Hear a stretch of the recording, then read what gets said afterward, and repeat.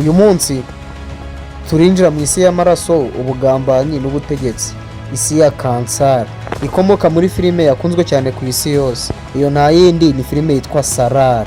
Tugiye kureba muri iyi video y'iminota mike, tugiye kureba amateka y'iyi filime SALAAR, uko bayikinnye ndetse n'inyuma ya kamera uko byari byifashe, ubwo mwebwe aribyo mwita behind the scene. Noneho tunarebe scene kuri seti zabagoye bafata iyi filime. Noneho tunarebe amafaranga ese SALAAR yinjije y'amafaranga. Noneho turebe imibereho y'abakinnyi bahabwaga mu gihe cya seti cyo gufata iyi filime. Ese ubundi aba bakinnyi bahabwaga izihe kondisiyo bagenderagaho mu gihe cyo gufata iyi filime. Njyewe tugiye kubana n'ikiganiro twa Dolphe. Iyi ni Kavu Entertainment. Kora subscribe, like na share, ubundi twikomereze nimwe mu bindi biganiro bitaha. Murakoze, bahaye ikaze. Muri 2010 umuyobozi President Niri yari afite igitekerezo cy'isi ya kansari, igihugu gishyushye kirimo amoko 101 arwanira ubutegetsi nyuma yo gutsinda muri KGF. Yatekereje no gukora indi si nini kurushaho no guhisi umunyabubasha mushya ariwe bita Deva ukinwa na Brabas. Muri 2021 iyi filime iratangira, hakozwe seti nini zafasha amezi menshi, dore ko zubatswe munsi y'ahantu hatandukanye mu Buhinde. Reka turebe uburyo igice cya mbere cya SALAAR bagikinnye. Mu gace ka mbere filming yatangiye i Hyderabad no muri Telangana. Ubundi Prabhas akora imyitozo ikomeye yo kongera imbaraga kugerageza kubahiriza imiterere y'umwamukanganye cyangwa se y'umuntu usa naho akanganye. Ariko dore ko uyu musore Prabhas muri filime ya SALAAR akina agendera ku bitekerezo bya mama we.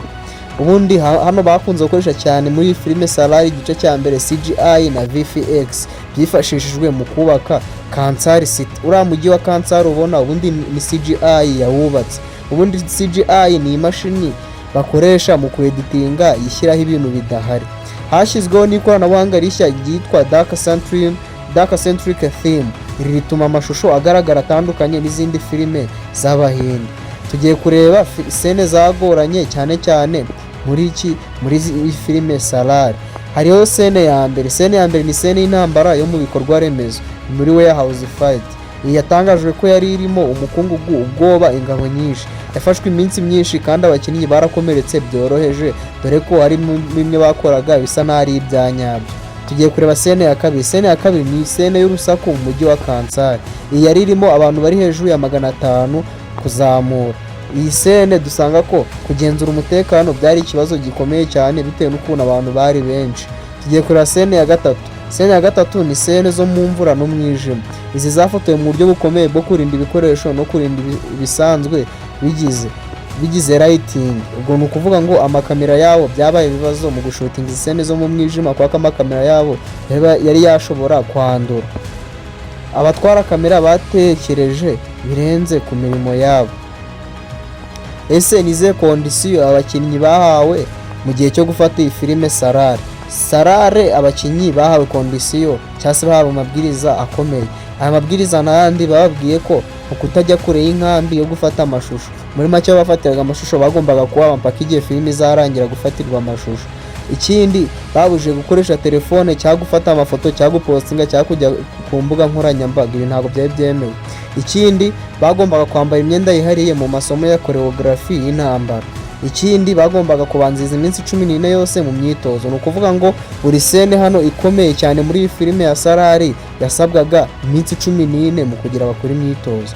Ikindi ni ugusinyisha ibanga cyangwa se NDA, bituma nta makuru nta makuru bagomba gutangaza. Muri make mu gihe ubundi izi filime z'Abahinde cyangwa se n'izindi filime muri rusange ntabwo babyemewe mu gihe bakiri kwishutinga kugira amakuru batangaza hanze.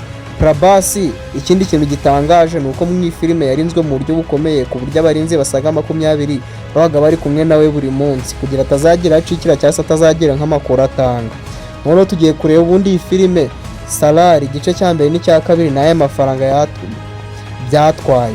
Bivuye mu bitangazamakuru byo mu Buhinde dusanga ko Prabhas tugiye kureba buri mukinnyi wakinnye mu iyi filime cyangwa se abakinnyi b'ingenzi amafaranga bagiye bahabwa nyuma yo gukina iyi filime. Dusanga ko Prabhas yashyiriye amakorore 100 ku gice cya mbere, naho ku gice cya kabiri bakubitana n'andi makorore 100.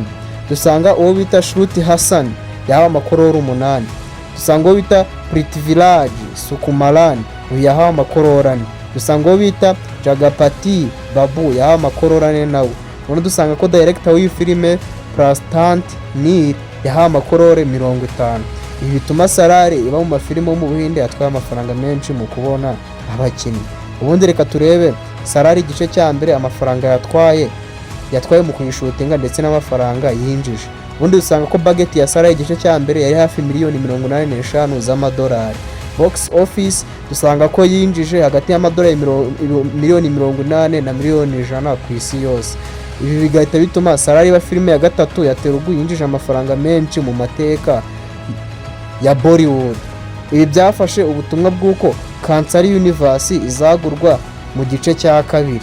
noneho tugiye kureba SALAAR igice cya kabiri uko byari byifashe mu gice cya kabiri. ubwo twinjiye mu gice cya kabiri cya SALAAR. ahangaha SALAAR mu gufata amashusho ku gice cya kabiri kwatangiye muri 2024. icyo gice gitegerejwe cyane kuko kizagaragaza neza uko Deva yabaye SALAAR, uko Kansari yagiye mu ntambara ya nyuma, noneho uko ubucuti bwa Varadha na Deva bwahindutse intambara. noneho sene zizaba zikomeye kurusha izo mu gice cya mbere, cyane cyane intambara z'amasasu za scale nini, CGI iri ku rwego rwa KGF, extra irenga ku bantu 1000 ku maseti manini. dore impinduka ya SALAAR izaba izanye muri sinema. igice cya kabiri cya SALAAR kizazanye ibintu bishya muri sinema, harimo nko gukoresha dark centric theme bwa mbere mu mateka y'Abahinde. hari rero n'abazakoresha isi nini ifite amategeko yayo, dore ko izaba ifite imitwe 101. bazaba bafite imitwe 101 y'amoko, buri bwoko bufite ububasha bwabwo. ahangaha tuzasanga ko hazarimo imbaraga z'ubuhanga bwa Prabhas na Prithviraj mu guhanga chemistry y'ubucuti n'intambara. SALAAR ni uruvange rw'isi y'ubutegetsi, urukundo, ubuhamya n'ubugambanyi. iyi ni filime yubatse ikirwa gishya mu mateka ya sinema ya Telugu. gusa kimwe n'abakunzi b'iyi filime bose ku isi dutegereje igice cya kabiri kugira ngo tumenye uko inkuru ya Deva na Varadha izarangira. murakoze cyane. wowe twabanye mu ikiganiro nitwa Dolphe. ubundi ibindi ni ukanda subscribe, like na share tugakomeza kwibanira. murakoze, Imana ibahe umugisha.